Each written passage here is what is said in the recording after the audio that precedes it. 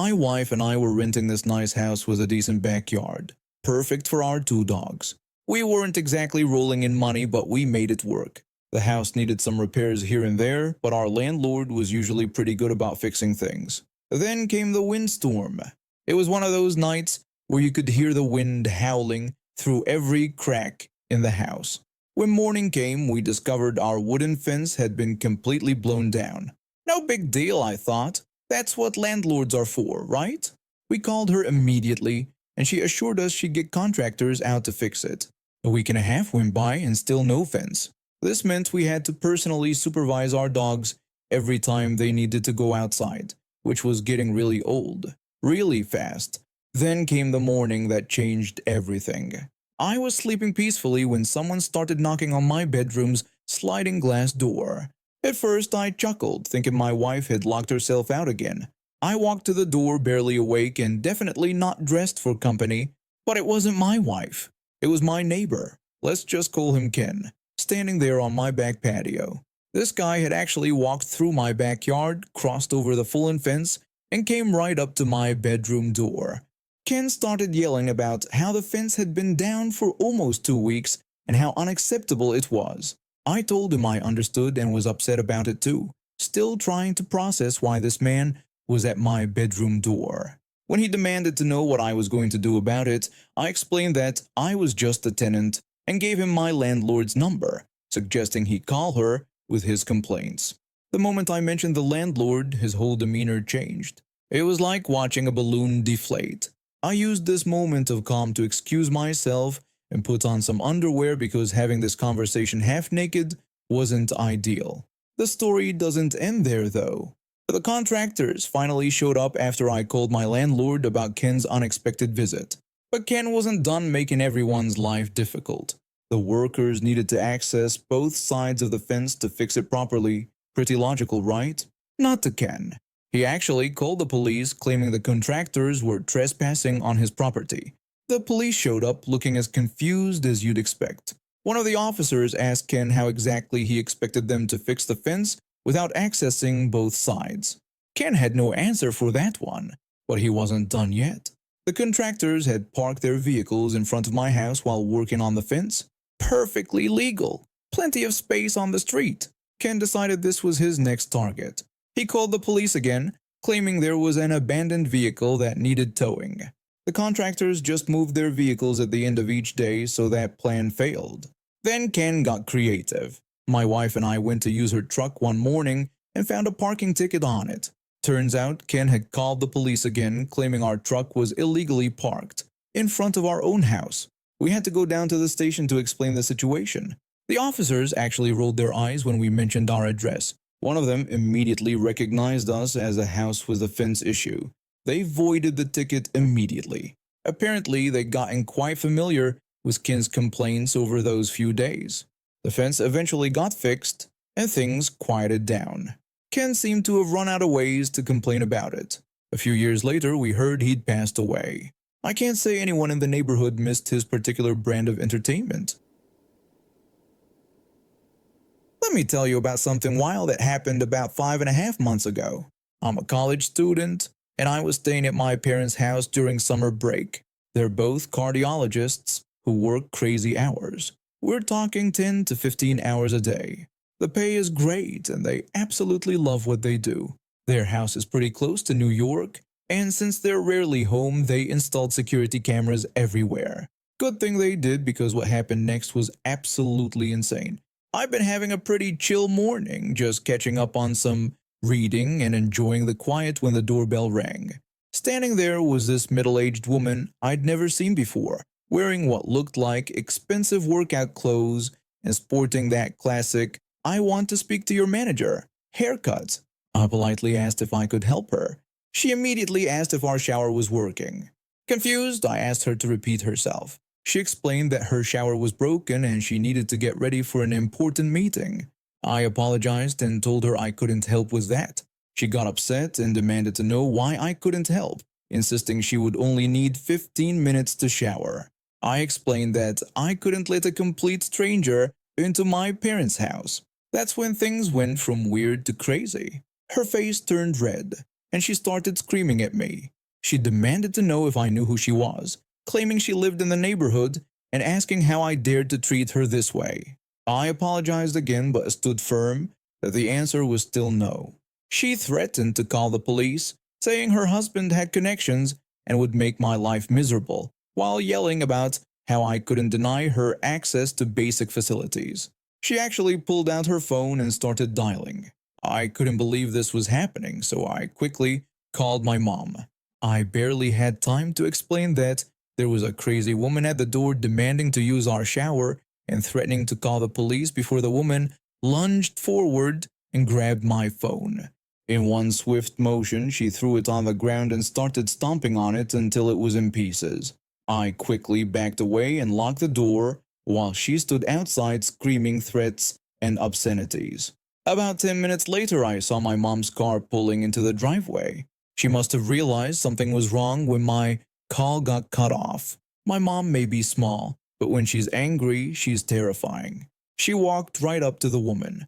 Mom demanded to know what the woman was doing at our house. The woman screamed back that this was her neighborhood and that I had been extremely rude when she simply asked to use the facilities. Mom pointed out that this was private property and that the woman had destroyed my phone. The woman claimed I had threatened her and she had to defend herself. Their argument was interrupted by the arrival of 2 police cars. The woman immediately switched to victim mode and started crying. She thanked the officers for arriving, claiming that I had tried to assault her when she was checking on her house and that we were trying to break in. Mom said this was our house and that she had proof of residence. The woman accused us of forging the documents and demanded our immediate arrest. My mom, being the brilliant woman she is, simply smiled and asked the officers if they would like to see our security footage. The woman's face went pale. My mom pulled up the footage on her phone and there it was. Crystal clear video and audio of the entire incident from the woman's arrival to her destroying my phone. The officers watched the whole thing and their expressions went from confused to stern. Turns out this wasn't Karen's first rodeo. The police recognized her from several other reports of attempted theft and harassment in the area. She had a whole routine of trying to get into people's houses using various excuses, then stealing whatever she could get her hands on.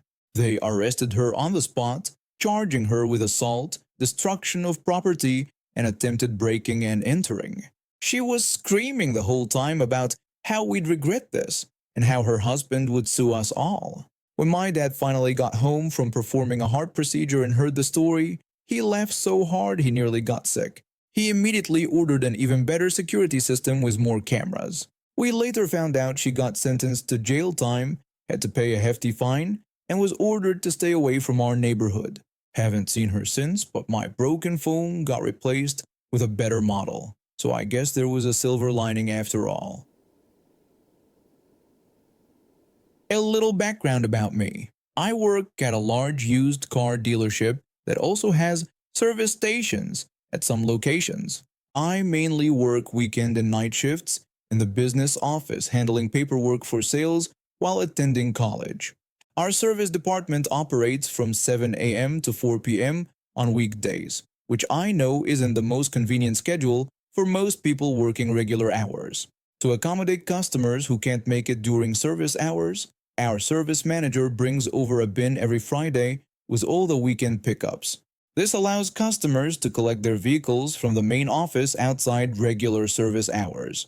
This incident happened around 6 p.m. on a Saturday. My new co-worker and I were working the evening shift when this woman, let's call her Karen, stormed in. She was already fuming because she had to get her recently purchased car serviced. We have this policy where we fix any issues for free within the first 30 days and provide a complimentary rental car, so she wasn't paying anything. Still, I understand it's annoying to deal with car troubles right after buying one. I started getting her keys and the sign-out form, but she refused to sign anything without test driving the car first. That evening, we were short-staffed with only 3 people in the office. Our manager was away talking to the sales manager, and since I had almost 2 years of experience, I told my new co-worker I could handle the office alone, while she took Karen to check her car. I instructed my co-worker to just have Karen start up the car, telling her that if there were any issues, we could give her back the rental and have our technicians look at it on Monday. My coworker nodded and led Karen to the service lot. 45 minutes passed and we started getting busy.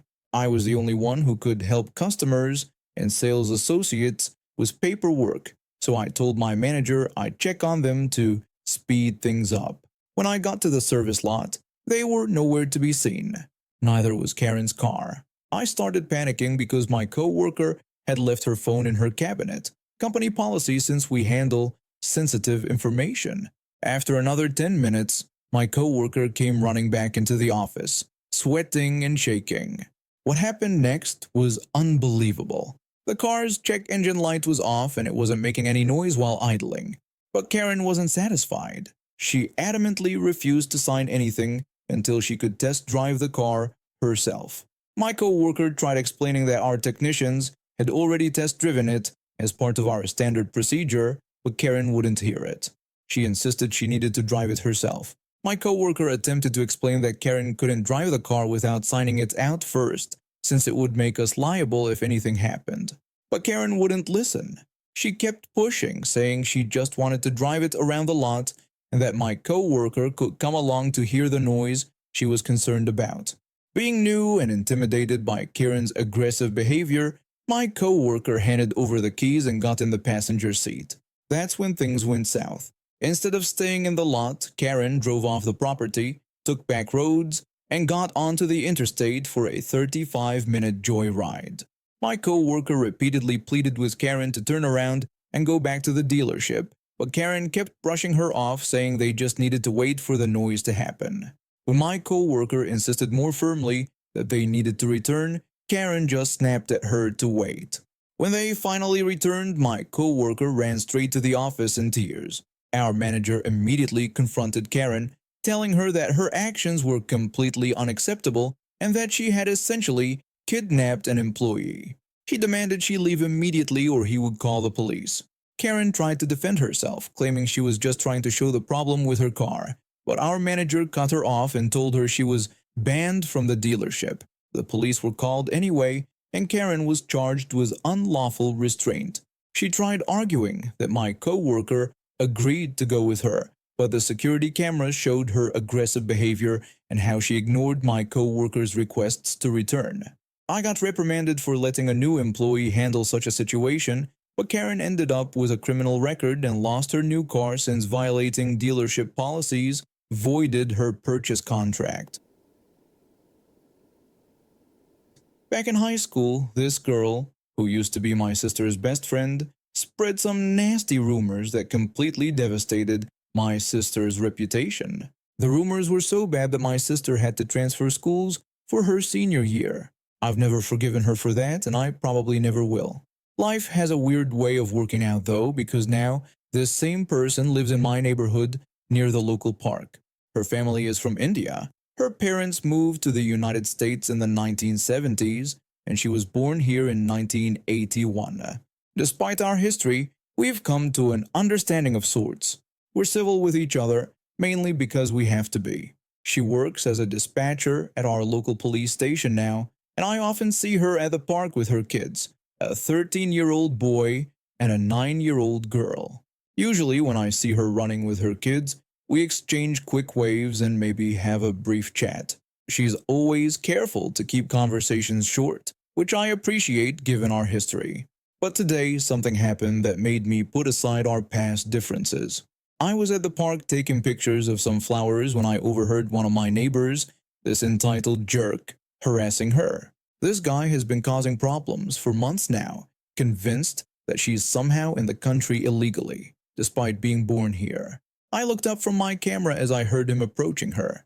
He started insulting her with racist comments, saying she smelled like a tandoori oven, and demanding to know when she would go back to where she came from.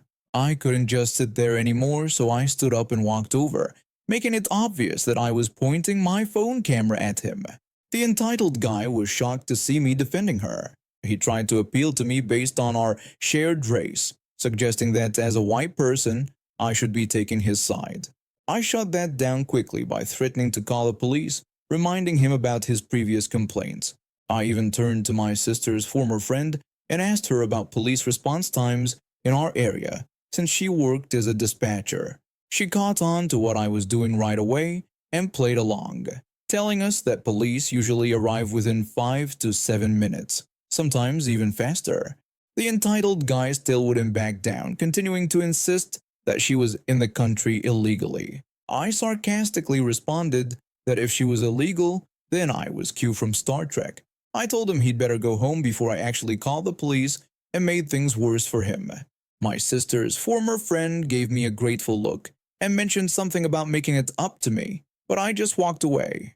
I didn't want her thanks. The truth is, I still can't stand her for what she did to my sister. That pain runs deep, and it probably always will. But watching this entitled neighbor harass her just because of her Indian heritage made my blood boil.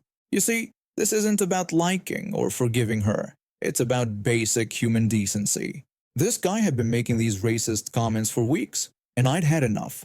Her kids don't deserve to hear that garbage, and neither does she. The fact that this entitled jerk thinks he can determine who is and isn't American enough is laughable. The incident didn't end there, though. The entitled neighbor started showing up at the park more frequently, trying to intimidate her and her kids. But now every time he appears, I make sure to have my phone out and ready to record. It's amazing how quickly racists back down when they realize they're being documented. Last week, he finally crossed the line by trying to block her path while she was running with her kids. I didn't just threaten to call the police this time, I actually did it. The responding officers took one look at my video footage and issued him a warning for harassment. They also helped my sister's former friend file for a restraining order. Now he can't come within 100 feet of her or her kids, and he's banned from the park during certain hours. I still see him glaring from his porch sometimes, but he doesn't dare say a word anymore. A few weeks after the restraining order was put in place, I learned through neighborhood gossip that the entitled guy had been trying to rally other neighbors against my sister's former friend. He'd been going door to door, spreading lies about her being part of some imaginary criminal organization. His plan backfired spectacularly, though. Several neighbors reported his behavior to the police, adding to his growing list of harassment complaints. Then something unexpected happened. During one of her morning runs, my sister's former friend stopped to help an elderly woman who had fallen on the sidewalk. It turned out this woman was the entitled guy's mother, who was visiting him. I watched from my porch as she called an ambulance and stayed with the older woman until help arrived, even though she knew exactly whose mother she was helping. The entitled guy came rushing out when he heard the ambulance, and his face turned red when he realized who had helped his mother. The following week, I noticed a formal letter being delivered to my sister's former friend's house. I learned it was a written apology from him, probably forced by his mother, who had apparently given him an earful about his behavior. While the apology didn't magically make him a better person overnight, his harassment completely stopped. These days, when he sees her at the park, he quickly turns and walks the other way. His mother, on the other hand, has become a regular sight in the neighborhood, often stopping to chat with my sister's former friend during her morning runs. I still keep my distance, maintaining our unspoken agreement of civil but minimal interaction.